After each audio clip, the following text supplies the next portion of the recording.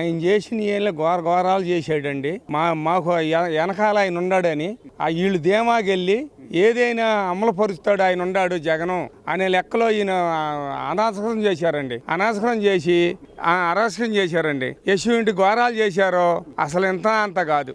మాకు ఇప్పుడు కూడా మళ్ళీ మేము వస్తాం, మేము వచ్చి మేము ఎన్ని ఘోరాలని చేస్తాం. మాకు ఎదురు లేదు, దళితులు ఉండారు, వాళ్ళు ఉండారు, వీళ్ళు ఉండారు. 4 ఇళ్ళు కట్టాడు, 4 సాట్లు అంతే.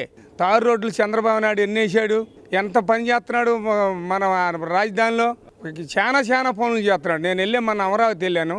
అబ్బో ఏం పనులు, ఈ డబ్బులన్నీ ఆడెత్తున్నాడా, మా పుంచుల్ని ఆడెత్తున్నాడా, ఇవన్నీ అసలు చెప్పలేనంత పనులు చేపిస్తున్నాడు. జగన్మోహన్ ఏం చేయలే, పొలం కొని డబ్బులు 2 కోట్లు 3 కోట్లు అని డబ్బులు 4 ఇళ్ళు కట్టించి అక్కడో గుడిచి దానికి రోడ్లు బోర్డులు లేకుండా అది చేశాడు. కానీ ఏమి లేదు. ఆయన అన్యాయం అని అడిగితే ఆయన బొక్కలేసి కొట్టించేవాళ్ళు. అసలు అన్యాయం అని జగన్ చేసి అన్యాయం అన్నావా తడిపడినట్టే. అట్ట ఘోరాలు చేశారు. మొత్తం ఘోరం చేశాడు. బాబాయిని ఎందుకు చంపాడు? వాళ్ళ బాబాయిని చంపింది ఈయనేగా.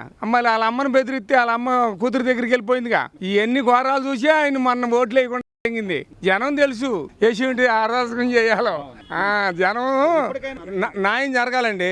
ఆయనకి న్యాయం జరిగితేనే మాకు శాంతిగా ఉంటది. ఆయనకి న్యాయం జరగకపోతే సుబ్రహ్మణ్యకి న్యాయం జరగాలి. తీసుకొచ్చి వేసుకెళ్ళి ఆడ పడేసారుగా. అది అధికారం ఉంది కాబట్టి అటు చేశారు. ఇప్పుడు న్యాయం జరగాలి. అతని కుటుంబానికి మటుకు న్యాయం జరగాలి. డబ్బు బిర్రు జనం బిర్రు లేదు. ఇక జనం బిర్రు పవన్ కళ్యాణ్ చంద్రబాబు ఉండే వరకు అసలు మొత్తం అనేది లేదు. రాష్ట్రంలో ఇక లేదు, ఎక్కడా లేదు. చూసినంత లెక్కలో ఇప్పుడు ఈ రోడ్లు ఎట్ట ఉన్నాయి, అరికాలు అద్దుకున్నట్టుకుంటాయి రోడ్లు వేస్తాం. చంద్రబాబు నాయుడు ఎన్ని రోడ్లు వేసాడు, అబ్బో చూడలేని రోడ్లు వేసాడు. ఒక్క రోడ్డు వేసాడు 5 ఏళ్లలో. ఆయన తింటమే కానీ ఒక్క రోడ్డు వేసాడా? 4 ఇళ్ళు 4 సాట్లు కొట్టి నేను కట్టించానని డబ్బు కూడబెట్టుకున్నాడు. కట్టలు కూడబెట్టుకున్నాడు ఎలక్షన్ అనుకుంటాయని. అదండి.